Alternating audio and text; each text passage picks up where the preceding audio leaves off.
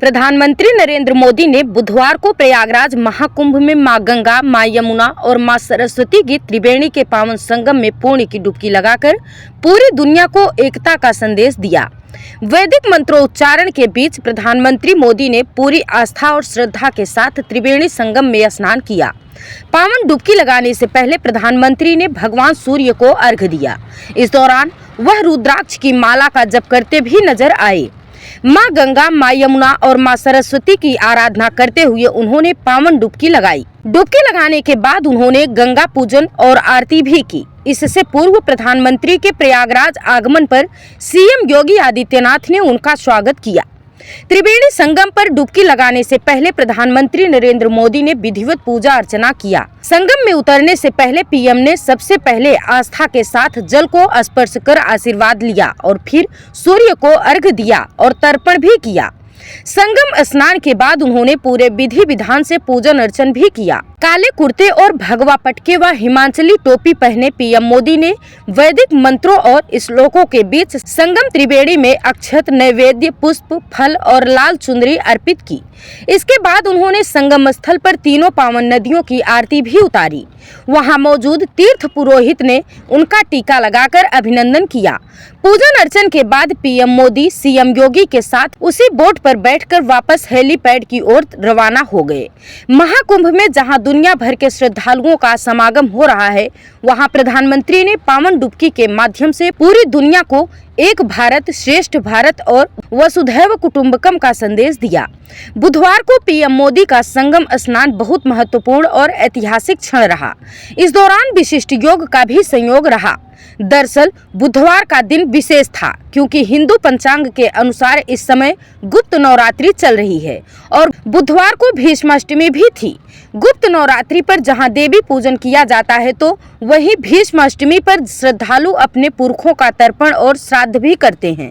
प्रधानमंत्री नरेंद्र मोदी सुबह प्रयागराज एयरपोर्ट पहुंचे, जहां से वे Mi-17 हेलीकॉप्टर में बैठकर डीपीएस हेलीपैड पहुंचे। यहां पर सीएम योगी आदित्यनाथ ने उनका स्वागत और अभिनंदन किया। यहां से प्रधानमंत्री अरेल घाट पहुंचे, जहां से विशेष बोट पर सवार होकर उन्होंने त्रिवेणी संगम का रुख किया। बोट पर उनके साथ सीएम योगी आदित्यनाथ भी मौजूद रहे। इस दौरान प्रधानमंत्री ने महाकुंभ में की गई व्यवस्थाओं और श्रद्धालुओं को दी जा रही सुविधाओं के विषय में सीएम योगी से जानकारी लेते हुए भी दिखाई दिए। बोट से भ्रमण करने के दौरान पीएम ने त्रिवेणी संगम में मौजूद श्रद्धालुओं का भी अभिवादन स्वीकार किया। आपको बता दें कि प्रधानमंत्री नरेंद्र मोदी जब त्रिवेणी संगम पहुंचे तब आम श्रद्धालु भी संगम स्नान कर रहे थे। पीएम मोदी के आगमन के बावजूद लोगों को स्नान करने से रोका नहीं गया था। वीवीआईपी मूवमेंट के बाद भी कहीं कोई गतिरोध उत्पन्न नहीं हुआ और एक तरह से पीएम मोदी और अन्य श्रद्धालुओं ने एक साथ ही त्रिवेणी संगम में पावन डुबकी लगाई। इससे श्रद्धालु भी प्रसन्न नजर आए और संगम तट पर लाखों लोगों की मौजूदगी में हर हर गंगे और मोदी मोदी के जयकारे गुंजायमान होते रहे। आपको बता दें कि 13 जनवरी से प्रारंभ हुए महाकुंभ में अब तक वीवीआईपी मूवमेंट के बावजूद श्रद्धालुओं को संगम स्नान में कहीं कोई दिक्कत नहीं आ रही है। इसी का नतीजा है कि मात्र 24 दिनों में अब तक 39 करोड़ श्रद्धालु संगम में पावन डुबकी लगा चुके हैं। आपको बता दें कि इससे पहले पीएम मोदी ने महाकुंभ की शुरुआत से एक माह पूर्व 13 दिसंबर को प्रयागराज का दौरा किया था और 5500 करोड़ रुपए की 167 परियोजनाओं की सौगात दी थी। इसमें यात्री सुविधाओं के लिए रेलवे स्टेशनों के अपग्रेडेशन और डेवलपमेंट के साथ साथ आरओबी फ्लाईओवर, सड़कों का चौड़ीकरण, सुदृढ़ीकरण और सौंदर्यीकरण की प्रमुख परियोजनाएं सम्मिलित थी। इसके अतिरिक्त अस्थायी घाटों, रिवर फ्रंट, सीवरेज, पेयजल सुविधाओं के साथ साथ विद्युत आपूर्ति से जुड़ी परियोजनाओं का भी शुभारंभ किया था।